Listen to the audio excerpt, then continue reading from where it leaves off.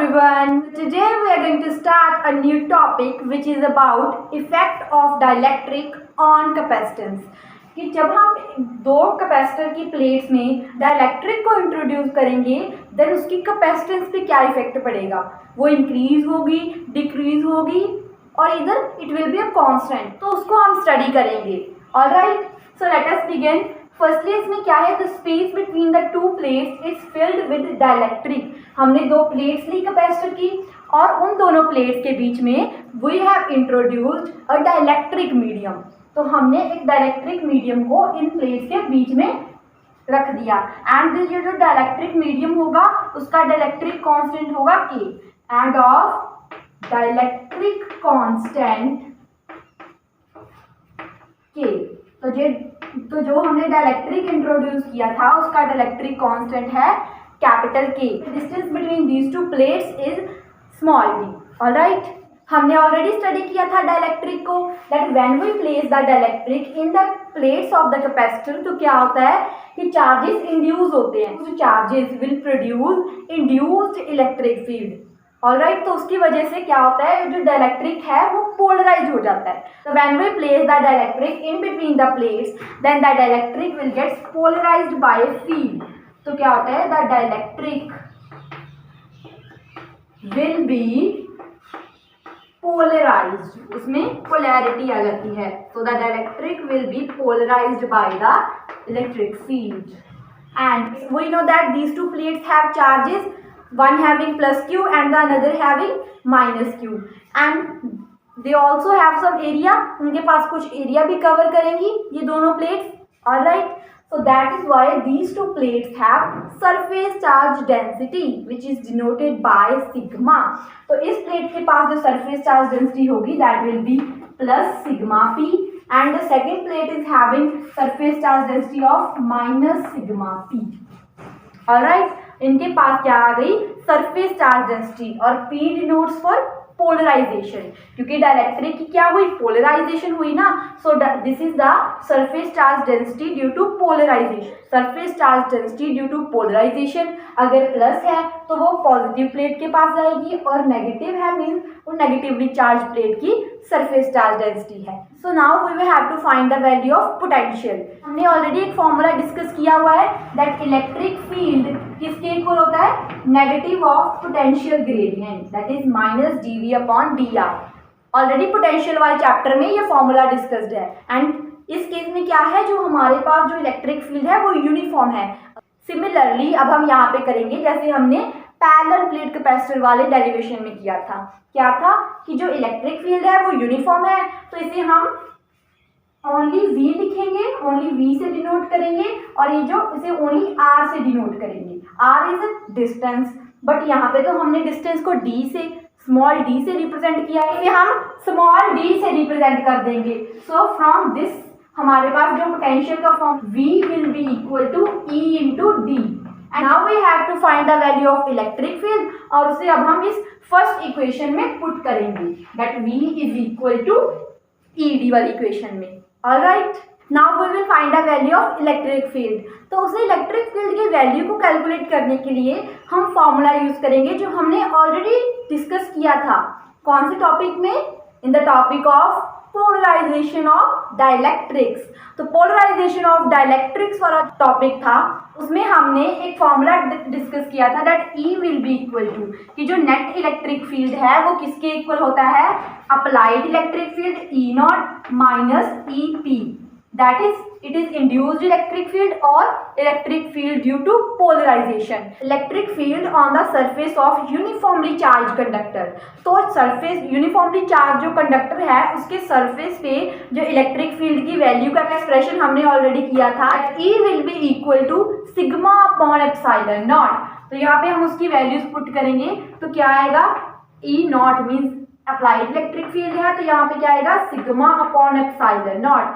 This is the applied electric field on the uniformly charge conductor minus electric field due to polarisation.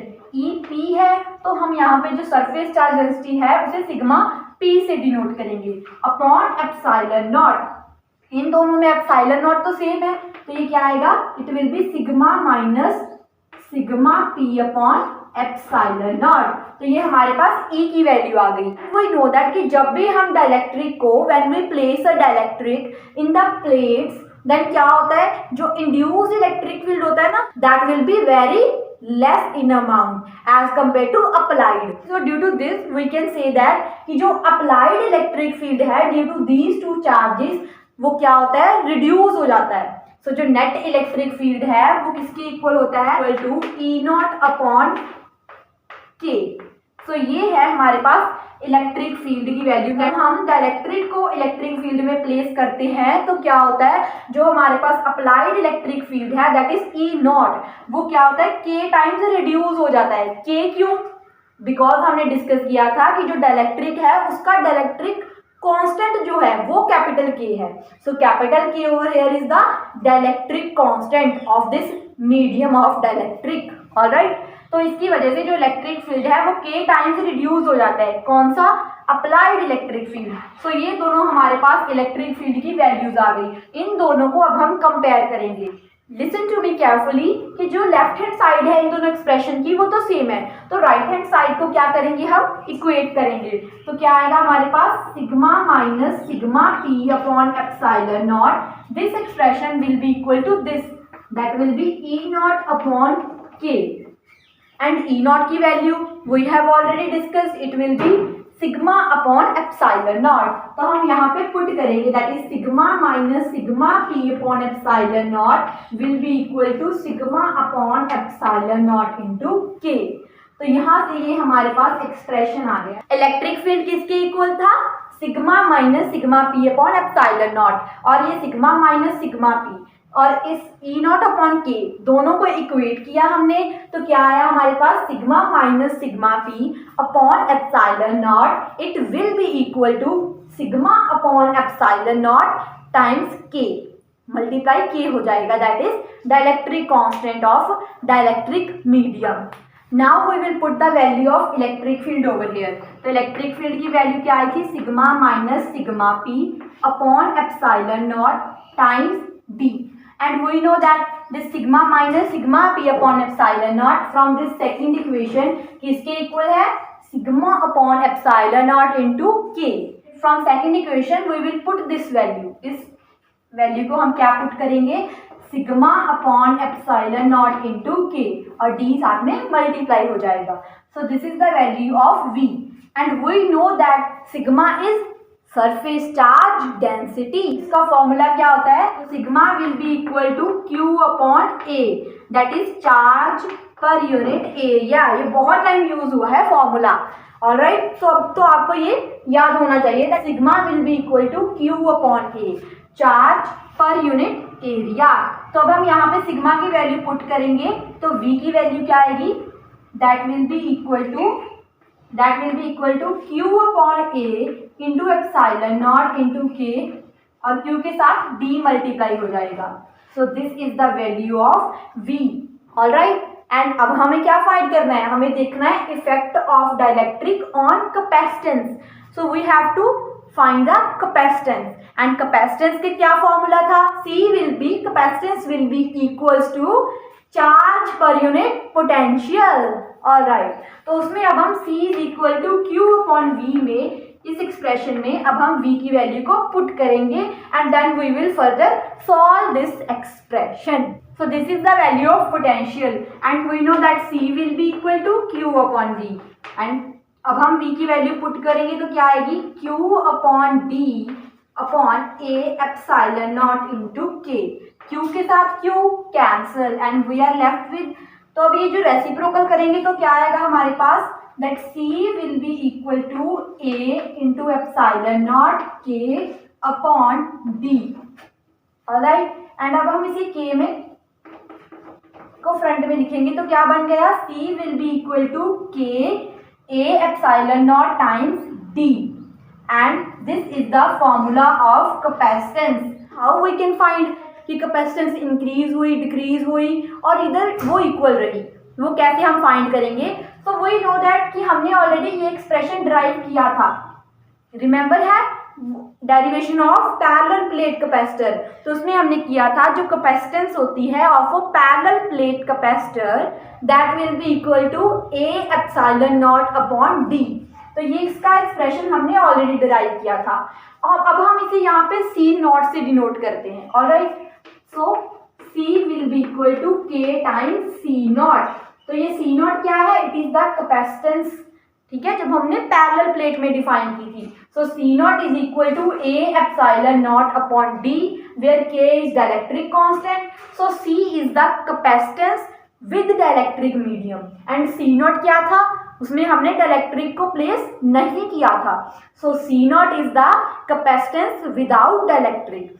तो क्या हुआ? When we place a dielectric, तो capacitance with dielectric क्या हुई? K times increase हो गई। जो इतनी भी हमारी कैपेसिटेंस आएगी विदाउट डाइलेक्ट्रिक, उसका K टाइम्स, उसको K से मल्टीप्लाई करेंगे, then we will get the value of capacitance with dielectric. तो कैपेसिटेंस क्या हो रही है? इंक्रीज हो रही है। So this is the effect of dielectric on the capacitance, that the capacitance will increases by K times. This is what you have to remember, that C naught is the capacitance without dielectric, C is the capacitance with dielectric, where K is the dielectric constant of dielectric medium. We can say that capacitance increases, hence the capacitance increases this on introducing, क्या introduce किया था हमने? Dielectric slab. So capacitance increases on introducing dielectric between the plates. तो plates के बीच में जब हमने डाइलेक्ट्रिक को इंट्रोड्यूस किया तो कैपेसिटेंस क्या हो रही है? It will start increases, K times increase हुई। So that is the result of this derivation. E is equal to K times C naught. This is the expression जो हमने derive किया था. So from this we will find the value of K, that is dielectric constant. तो वो क्या आएगी? K will be equal to C naught जो है वो C से divide हो जाएगा. So that will be equal to C upon C naught. Is the capacitance with dielectric, to the C naught is the capacitance without dielectric, where K is the dielectric constant. So it is the ratio of capacitance with dielectric to the capacitance without dielectric. And ये जो dielectric constant होता है ना K, इसकी value always greater than 1 होती है। Alright, तो इसकी वैल्यू क्या होती है? Always greater than 1। एंड इसका एक और भी फॉर्मूला है डाइलेक्ट्रिक कांस्टेंट का। लेट अस सी कि जो एप्सिलॉन होता है ना, that also will be equal to K times epsilon not. जैसे C will be equal to K times of C not, similarly epsilon will be equal to K times of epsilon not. So from this K की value क्या आएगी? Epsilon upon epsilon not, and epsilon is the permittivity of the medium and epsilon not is the permittivity of the free space. तो यहाँ से हमारे पास जो K है उसके दो फॉर्मूलाज आ गए, that C not, C upon C naught or epsilon upon epsilon naught. These are the two formulas of dielectric constant, is equal to C upon C naught and epsilon upon epsilon naught. So that is about dielectric constant. If you have any query, then let me know in the comment section. If you like this video, hit the like button and don't forget to share this video with your friends. For further updates, kindly subscribe to the Curious Learning. Thank you for listening.